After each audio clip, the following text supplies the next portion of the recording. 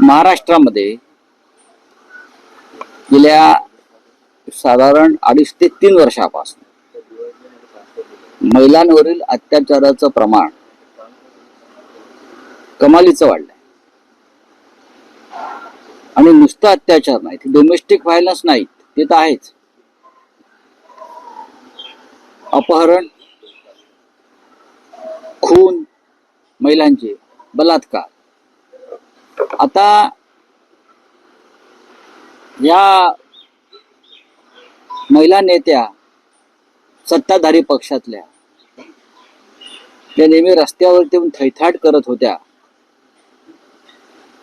त्या कुठे आहेत? सरकार कोणाचं आहे? काल पुण्यातल्या स्वारगेट भागामध्ये शिवशाही बसमध्ये जो प्रकार घृणास्पद,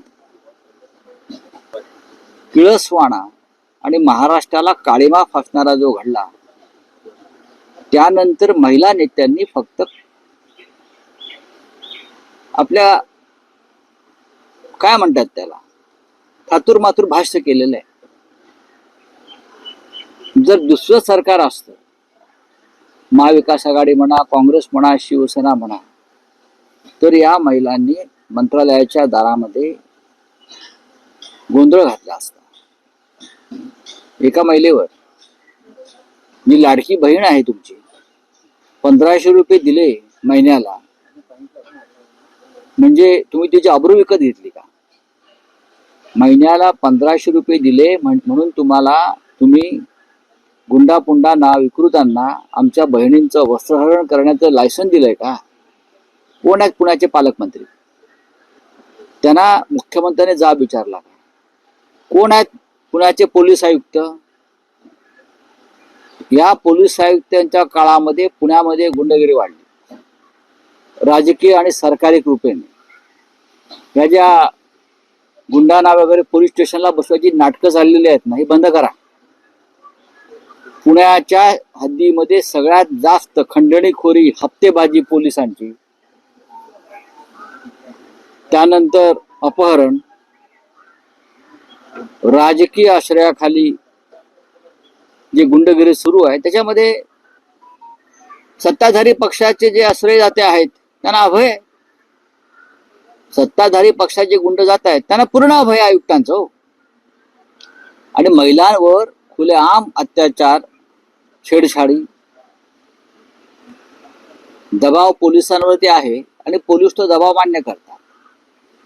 शिवशाही बस मधला जो प्रकार आहे तो दिल्लीतला निर्भया कांड सारखा आहे.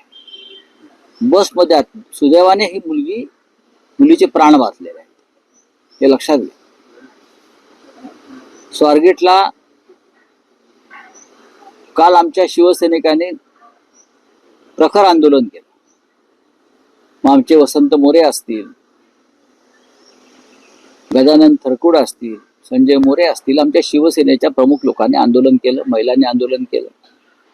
त्यांच्यावरती आता गुन्हे दाखल होते.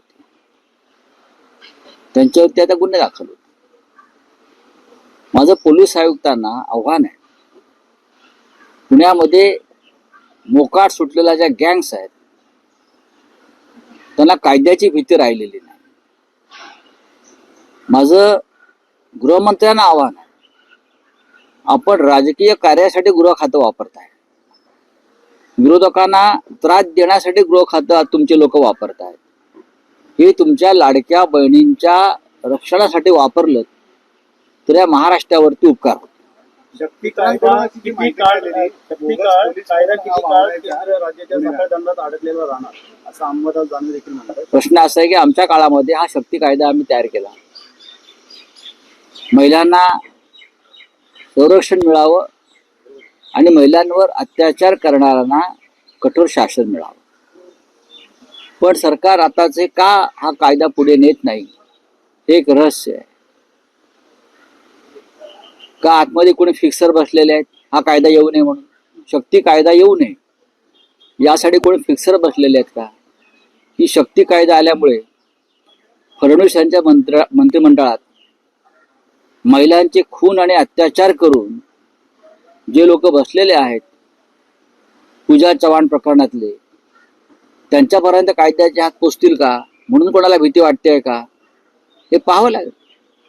परिवहन मंत्र्यांनी ऍक्शन मोड मध्ये आता 23 त्यांना बदली केली. बघा, ऍक्शन मोड वगैरे हे वरवरची नाटकं असतात.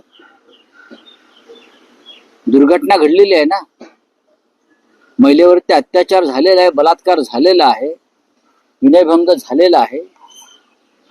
ऍक्शन मोड म्हणजे काय असतं? बलात्कार झाल्यावरती ऍक्शन मोड का? महिलेवरती अत्याचार झाल्यावरती ऍक्शन मोडला तुम्ही येता, तोपर्यंत तुम्ही काय करता? जाऊन अवस्था पहा बस डेपोची काय आहे ती. तुम्ही महागड्या गाड्यांतून फिरता, तुम्ही महागड्या मर्सिडीज मधून फिरता, तुम्हाला कोण देतं माहित नाही. त्या मंत्री सगळे, एक तरी मंत्री सरकारी गाडीतून फिरतोय का ऑफिस आहे? सगळ्यांच्या गाड्या ऑडी, मर्सिडीज, BMW आहेत ना. कोणी दिल्या तुम्हाला गाड्या? त्या कुठून आल्या? कोणाच्या पैशातून आल्या? कोणी भेट दिल्या तुम्हाला? आणि सामान्य जनता ज्या एसटीतून फिरते, जिचं नाव शिवशाही आहे, त्याच्यामध्ये बलात्कार, हत्या आणि खून होत आहेत. तर राज्याच्या मुख्यमंत्र्यांनी या विषयाकडे गांभीर्यानं पाहायला पाहिजे.